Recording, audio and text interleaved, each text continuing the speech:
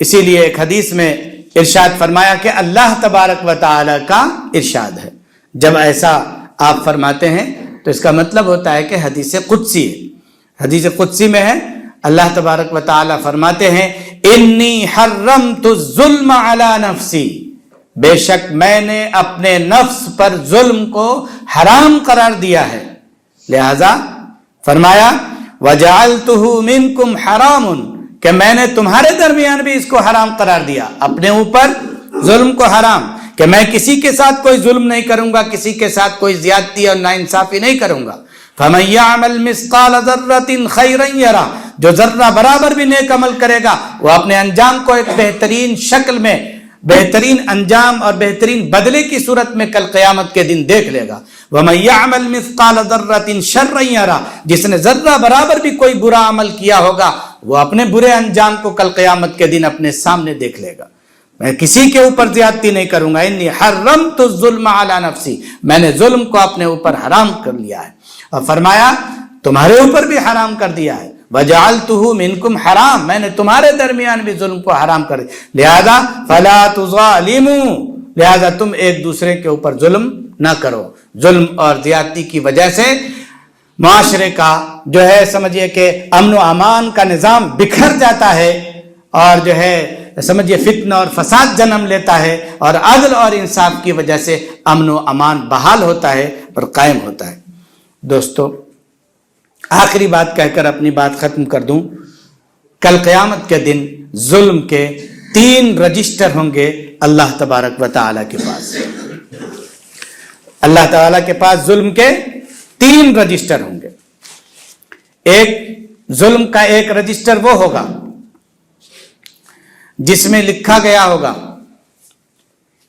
جس میں لکھا گیا اتنا سنگین ظلم ہوگا، اتنا سخت ظلم ہوگا جس کو اللہ تبارک و تعالی کبھی معاف نہیں فرمائیں گے.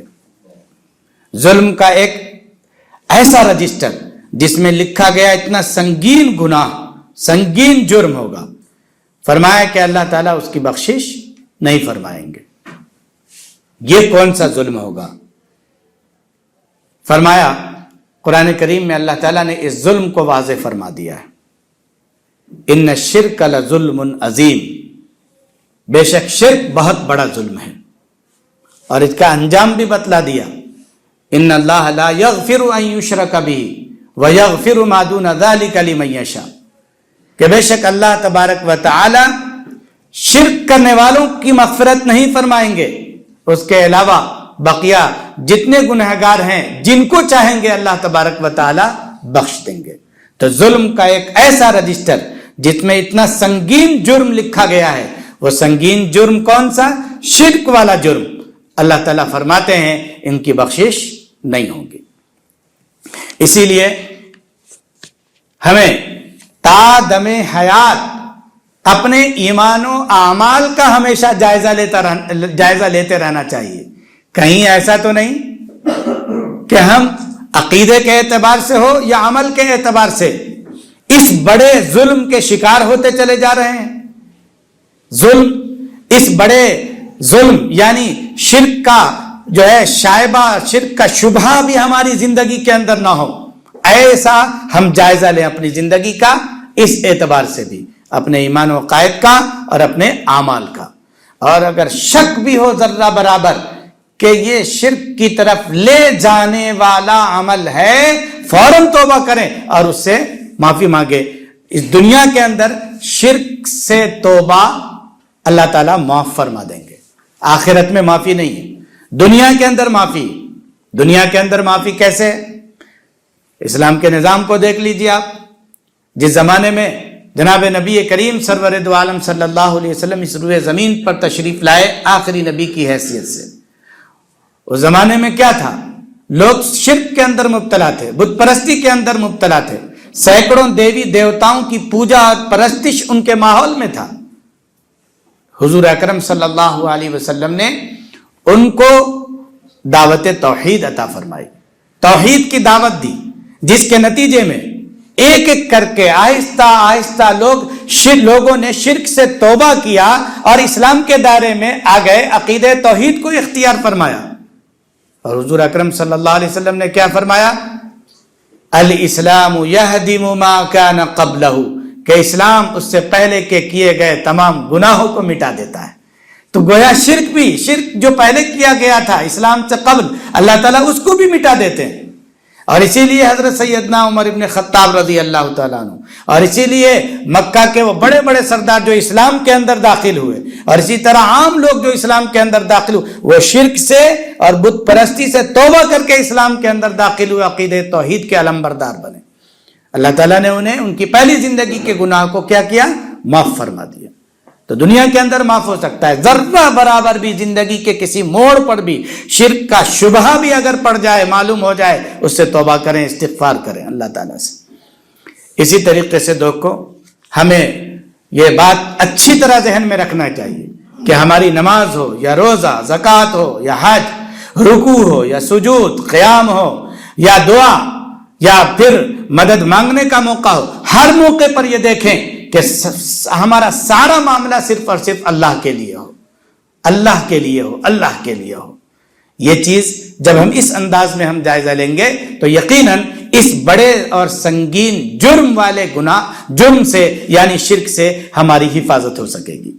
دوسرا جو رجسٹر ہے، جو ظلم کا رجسٹر اللہ تبارک و تعالیٰ کے پاس ہوگا، وہ دوسرا رجسٹر ہے جس میں بندوں پر ظلم کا ریکارڈ لکھا ہوا ہوگا، بندوں پر ظلم کا ریکارڈ لکھا ہوا ہوگا۔ ہم نے کسی کا حق دبایا ہے، کسی کا غصب کیا ہے، کسی پر ظلم کیا ہے، کسی پر زیادتی کی ہے، کسی کے ساتھ ناانصافی کی ہے، کسی کے حق کو ہم نے چھیننے کی کوشش کی ہے، چوری کیا ہے، ڈاکہ ڈالا ہے، اس طرح کے جتنے بھی معاملات ہیں وہ تمام کے تمام ریکارڈ ظلم کے اس رجسٹر کے اندر جو ہے لکھے ہوئے ہوں گے۔ اس کے بارے میں اللہ تبارک و تعالیٰ بہت سخت حساب لیں گے۔ فرمایا، حضرت نبی کریم صلی اللہ علیہ وسلم نے، بخاری شریف کی روایت ہے، بڑی حدیث ہے، اس کا ایک ٹکڑا ہے، فَمَن نُوقِشَ عُذِّبَ، جس شخص سے اس انداز میں، سخت انداز میں حساب ہوگا، وہ عذاب میں مبتلا ہوگا۔ عذاب کیوں؟ سخت انداز میں کوئی انسان اپنے اعمال کا اور جو ہے اپنی زندگی کا حساب نہیں دے سکتا، کہیں نہ کہیں تو پکڑا جائے گا۔ اسی لیے فرمایا کہ ظلم سے اور زیادتی سے بچنا چاہیے۔ ہر ایک کا حساب ہوگا، جب تک کہ ہر ایک کا حساب بے باک نہ کر دیا جائے اس وقت تک وہ فارغ نہیں کیا جائے گا۔ اس لیے اس دنیا کے اندر اپنے گھر، اپنے سماج اور اپنے معاشرے کے اندر ہمیں اس بات کا جائزہ لینا ہوگا کہ کہیں ہم ایک دوسرے پر ظلم تو نہیں کر رہے ہیں۔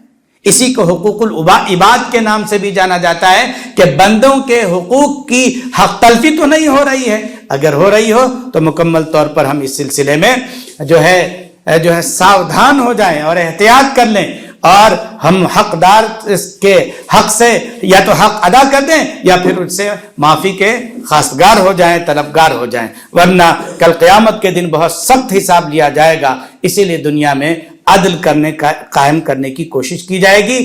جب تک کہ بندہ اپنے حق کو معاف نہیں کرے گا اس وقت تک اللہ تبارک و تعالیٰ بھی اس کو معاف نہیں فرمائیں گے۔ ایک آخری بات کہ ظلم کا ایک تیسرا رجسٹر ہوگا، جس رجسٹر کے بارے میں فرمایا گیا کہ یہ ظلم کا ایسا رجسٹر ہوگا جس میں انسان کی طرف سے اللہ کے حقوق میں کمی اور کوتاہی کا ریکارڈ جمع ہوگا۔